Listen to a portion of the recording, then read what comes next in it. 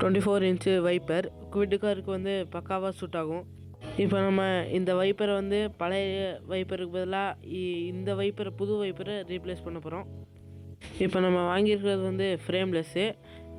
இந்த ஃப்ரேம்லெஸ் வந்து frame வைப்பரை compare பண்ணும்போது ஃப்ரேம்லெஸ் கொஞ்சம் நல்லாவே ஒர்க் ஆகும். அதனால தான் இதை வாங்கியிருக்கோம்.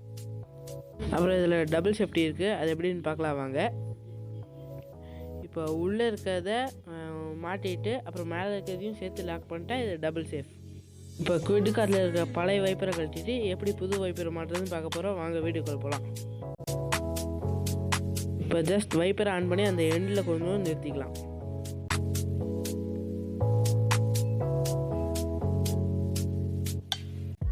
இப்போ இந்த வைப்பரை அப்படியே டோட்டலாக பேக்கில் திருப்பிக்கலாம். இப்போ கீழே இருக்கிற நாபை ப்ரெஸ் பண்ணிட்டு அப்படியே கீழே இழுக்கணும். இப்போ கீழே இழுத்தோடனே அப்படியே மேலே கழட்டி எடுத்துடணும். இப்போ பழைய வைப்பரை கழட்டியாச்சு. இப்போ புது வைப்பரை எப்படி மாட்டுறதுன்னு பார்க்கலாம் வாங்க.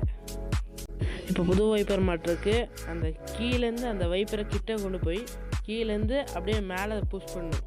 புஷ் பண்ணிட்டோன்னா அந்த போய் ஃபிக்ஸ் ஆகிடும். அப்புறம் மேலே இருக்க அந்த கேப் மாதிரி இருக்கு இல்லையா, அந்த கேப்பையும் ஒரு அழுத்திட்டா டபுள் சேஃப். ஓகே, இப்போ நம்ம இந்த புது வைப்பர் மாட்டியாச்சு. இப்போ இது எப்படி ஒர்க் ஆகுதுன்னு பார்க்கலாம் வாங்க. ஃப்ரேம் வைப்பரை கம்பேர் பண்ணும்போது ஃப்ரேம் லென்ஸ் நல்லாவே ஒர்க் ஆகுது. ஓகே, இந்த வீடியோ உங்களுக்கு பிடிச்சிருந்தா லைக் பண்ணுங்கள், ஷேர் பண்ணுங்கள், சப்ஸ்கிரைப் பண்ணுங்கள். தேங்க்யூ.